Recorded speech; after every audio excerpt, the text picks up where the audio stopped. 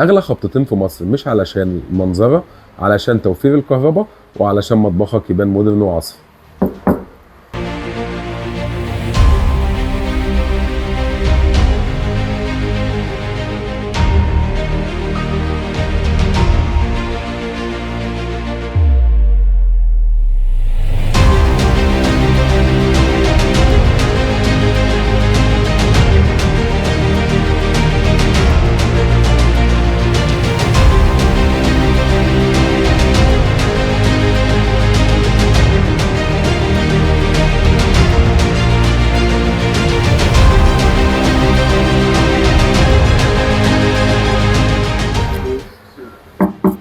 اغلى خبطتين في مصر اللي جي عملت لك ثلاجه الباب بتاعها ازاز، تقدر تشوف اللي جوه الثلاجه من وانت واقف قدام الثلاجه من غير ما تفتح الباب، وده هيوفر معاك في الكهرباء وهيخليك تشوف اللي جوه الثلاجه.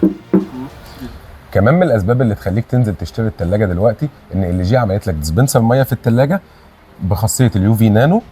اليو في نانو بيعقم الميه كل ساعه، فده كمان هيكون امان لينا ولولادنا. كمان بتنزل مكعبات ثلج مجروش وبتنزل ميه ساقعه.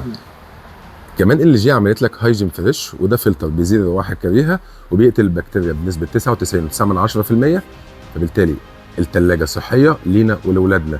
كمان في رف ممكن تقدر تحط فيه لحد 4 زجاجات زي ما احنا شايفين، تبريد بكل سهوله وبكل اريحيه.